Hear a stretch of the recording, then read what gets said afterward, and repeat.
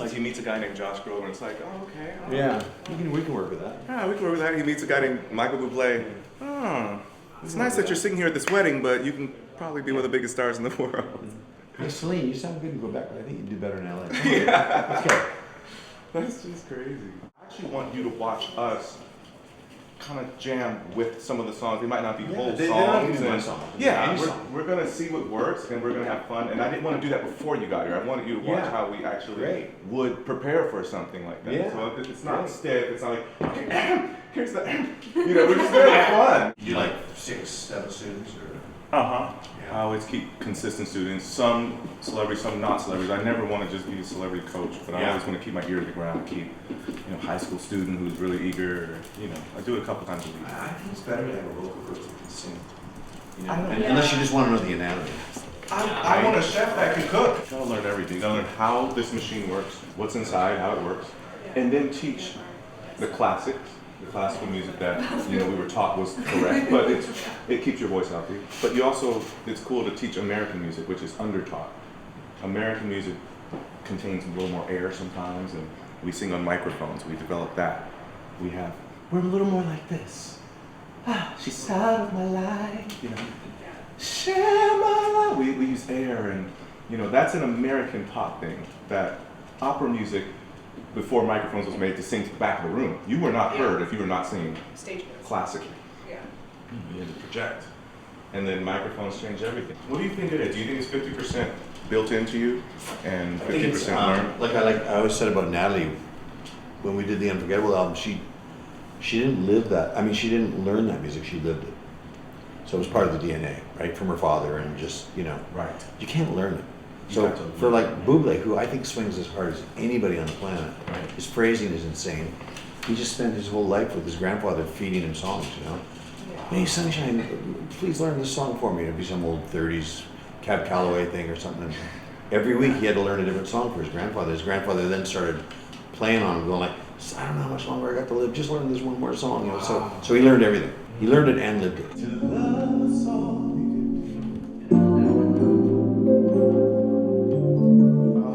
My favorite wrong song. key though, right? Is that F? You're always right, so even if it's wrong, I'll say it's right. It's your song. You're the one person who can say it's the wrong key. You were just playing the wrong chord. You wrote it in the wrong key. You were playing the wrong chord, that's all. Yeah. You weren't doing full voice, right? Don't make me close on that note. Where's that in your voice? Let's see. Let's go back to the.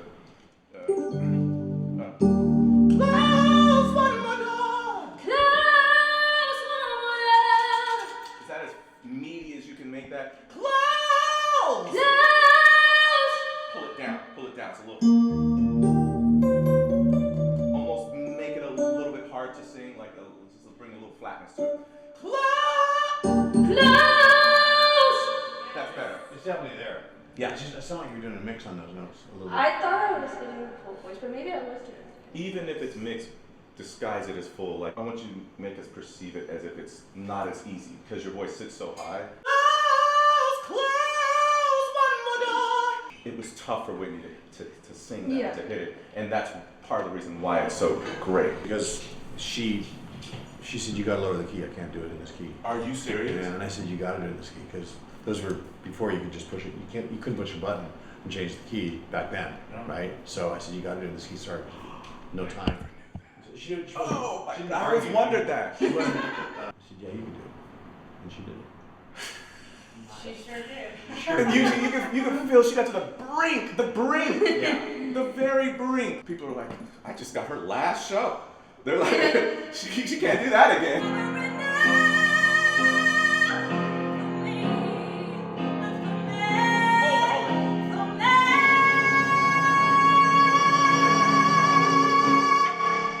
Always hold it past the piano. Do it for me again.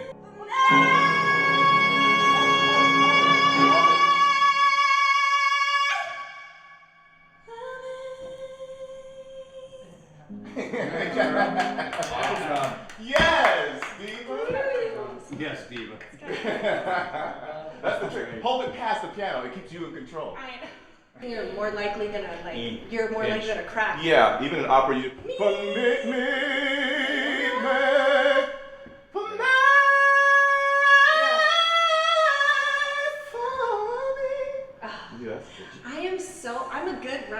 feel like I'm such a clean little bit of runs. It's just frosting. My dad always says, no, I don't want all the runs, Stephanie. I don't want to. Definitely not. I know, but yeah. It's good to have a little frosting when you need Yes, it. yes. Yeah. And that's why you. If you notice, Olivia said you're a Whitney fan, right? If you notice, most of her records, she licks off of at the end of every line. Yeah. Every line. And it's like, God, I was reviewing some vocals with her. I was like, you can't do that every line. So I got her to straighten out some of the lines, but it's just, that's the way she was, but it's annoying. She was, It is, and people can't always digest it.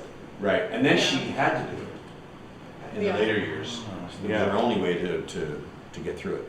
But I feel like that's What where. do you do in the studio? People who don't know music as well believe that the long high notes are the hardest part of singing. Money notes. Money notes. Money notes. Money notes. Wait for me to say it.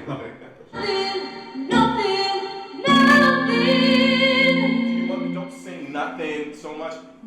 Throw it over there. Nothing. Nothing. It's a little notey. But nothing. Again. It's like, I have nothing. Nothing. You know, just like you just. Like more talking. Yeah, you're over it. You can't sing it. Yeah. You're not thinking about singing anymore. I have nothing. Okay, Nothing. don't sing it. Nothing. Just shout it. I have nothing. Just do it. Nothing. Nothing. Nothing. Nothing. Anyway.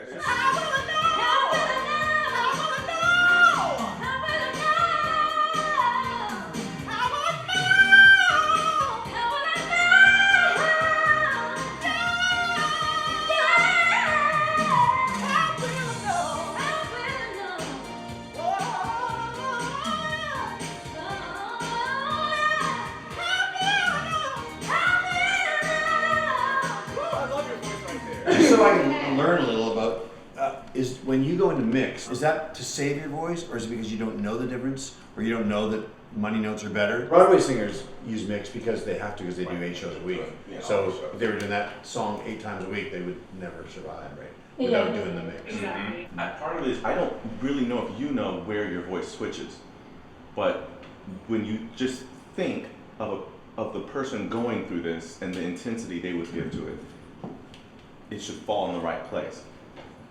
Just think 100%. 100%.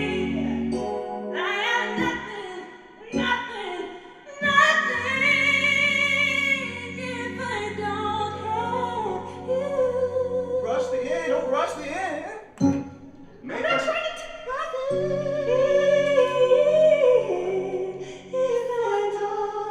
no, it's way too much.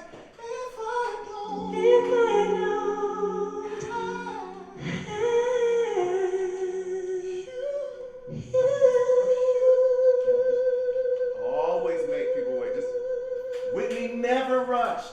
Never rushed, no matter what. Just took her time. You just got to sit there. You like She that feels song? I surrender.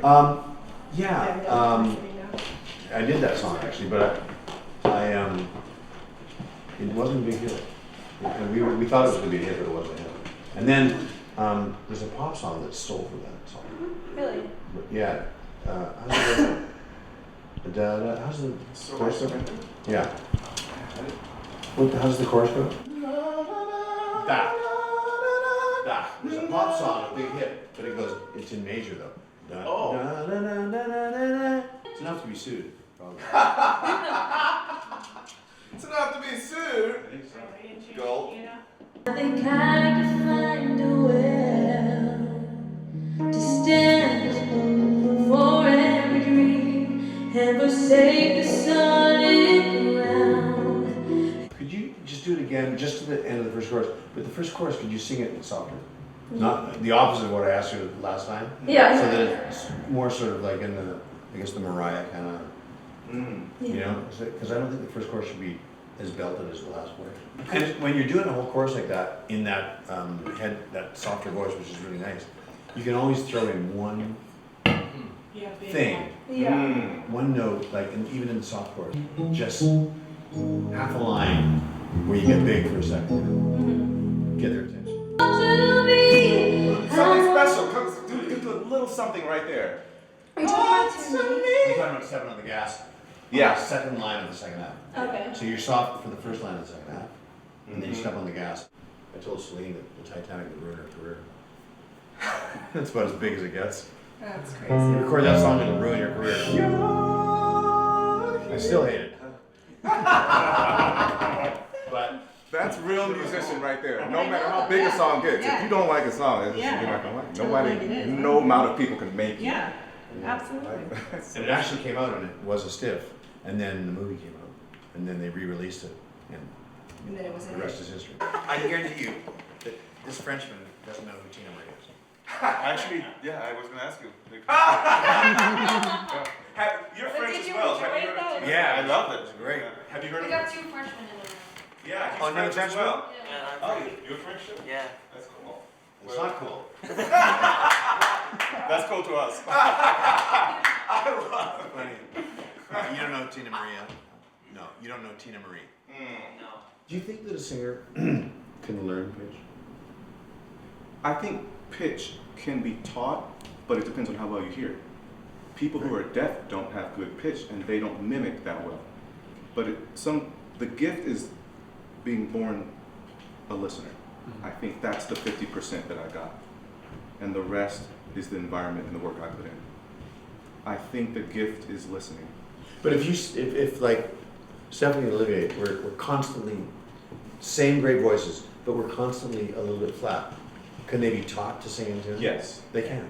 If someone's pitchy, they need listening lessons. But if someone's constantly flat, it could be psychological. They could have been raised in a quiet home. They could be using the wrong shapes, That's the and they might be a sibling that was looked down upon. It might be deeper. If someone's always flat, there's usually something else to it. I'm always They're- pushing sharp.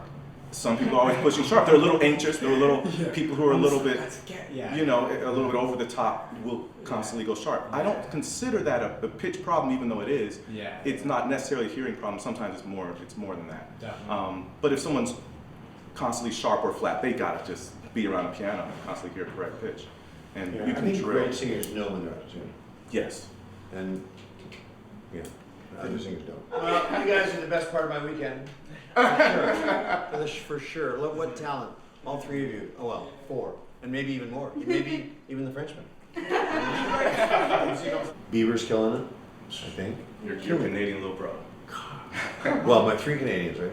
Drake and Oh, that's right. and Weekend You got Weekend, and Drake, Shawn Mendes and Bieber. They're all Shawn, killing it. too. What is it about? Does Canada grow up on really good music like Londoners? I think that we were, at least when I was a kid, it was a long time ago, felt like we had to work twice as hard to be taken half as serious, because America was like, you know, the sort of thumb on us, you know? It's like you had to prove that you could Hard workers. be worthy Yeah, of, you couldn't come over and just play around. I mean, I'm not Canadian, but yeah. That's true. but they are workers for sure, including David. But who isn't that gets there, you know? Hmm. I don't know anybody that gets there without hard work. Yeah. Hey, Massive No. David Foster. come on. He's in my house. I'm just gonna say this on record. He's in my house. My parents don't know because if they knew, they would have driven down to come here. That'll get me through the weekend. Yeah, anytime, man. I wanna come to your house. Congrats, it was amazing. Love song. We're building a home. Beautiful.